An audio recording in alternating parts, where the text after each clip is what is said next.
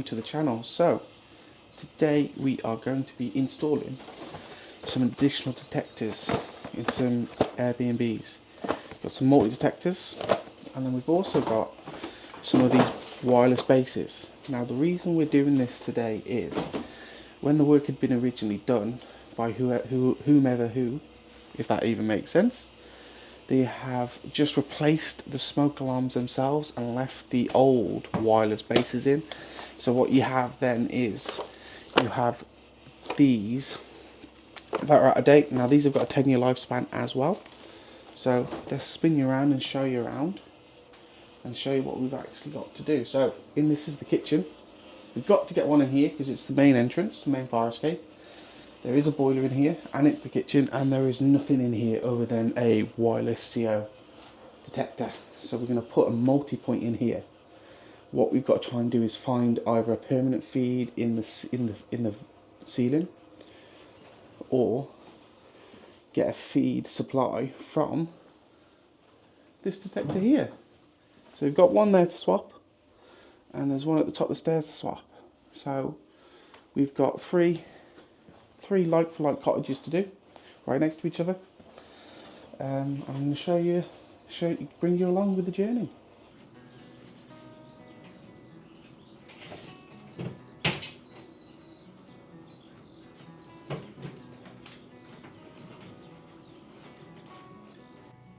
So up here I found the permanent live, and we've just got to wait until the people in the next building go, because the boards are all in one building which is currently occupied. So as soon as that's done, we can snip into that, test it to make sure it is permanent feed, which I'm pretty sure it is.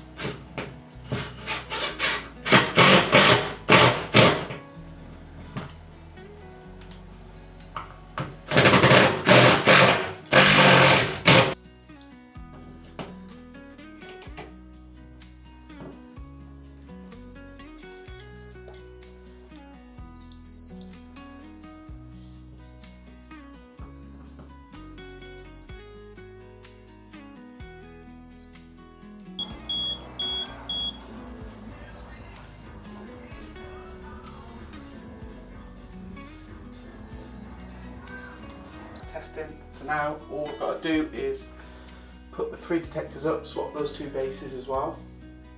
So there will be a mixture of dates. There's going to be some devices that are going to go out of date in 37, and some in 33. That's not our fault. So let's get on to it. Do you 5 see your holes? Well, we do. Right, where is? Here's our detector. Where's that cover gone?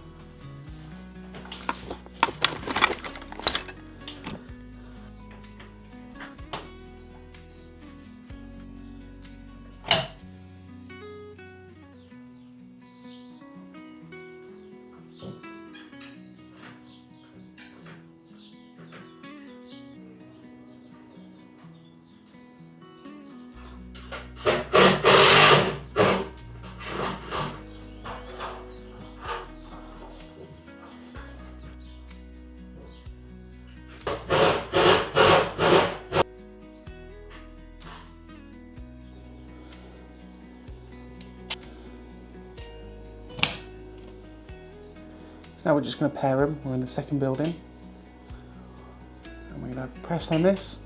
Goes blue, let go, and then now that should start flashing.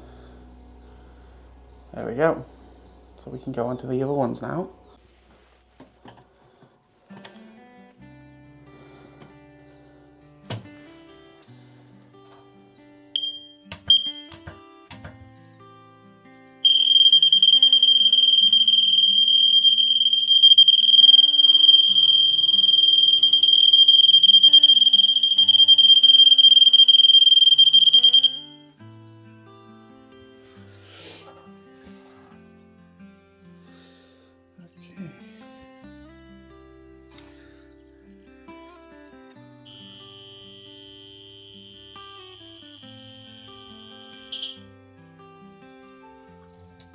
So we are in the last cottage.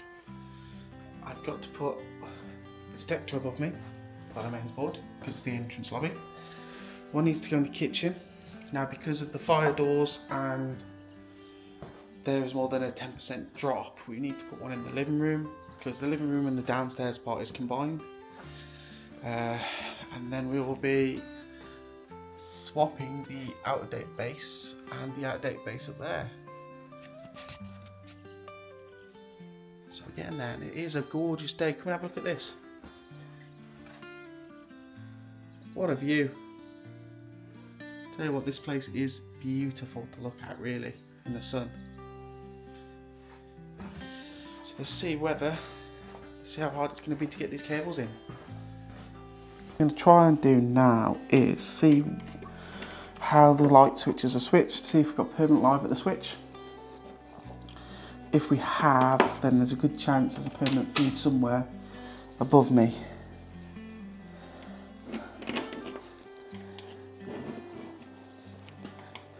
No, switch live. So that means there's a junction box in the ceiling somewhere. So it means the permanents don't come down to the switches. So it just makes life a little bit difficult because we don't really know where I can get my feeds from at the moment. The others were quite simple because we had the main door coming straight in and there was loads of light switches, so it's quite easy to determine where the main permanent lives are being routed. But I don't think there's any routing this side for main feeds. This is where all the mains boards come in.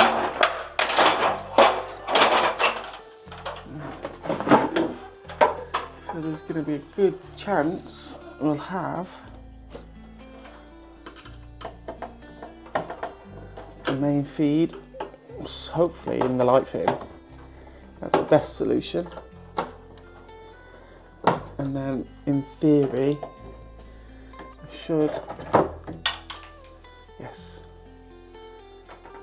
So I've got my permanent feed here. That's good because I need to put a detector in here. And I need to put a detector in the kitchen. So hopefully we can rod from here straight into there to pick those two up. Now the only downside is I've got to get a detector in this room, which will be quite difficult.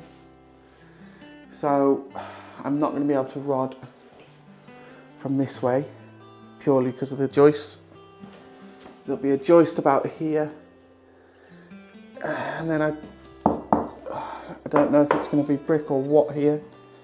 So the options are to make a few little holes to bring it in somewhere around here, or if. So managed to found the permanent feed, so now I can rod as close as I can over to there basically, because we don't want it here purely because this is right under the oven. So we'll move it as far as we can to the door, 500 away from the wall, and that will be that one done.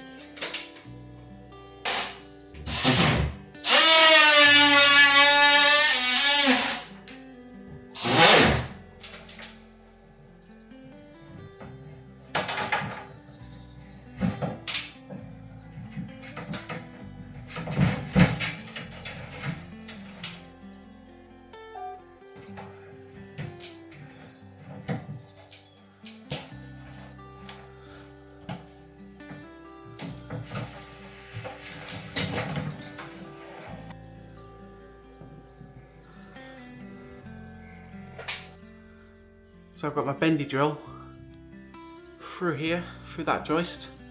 There's my little inspection hole. So I'm going to look, see if it's in there. If it is, I'm going to push it all the way through the next joist. Because I've already investigated with my little camera.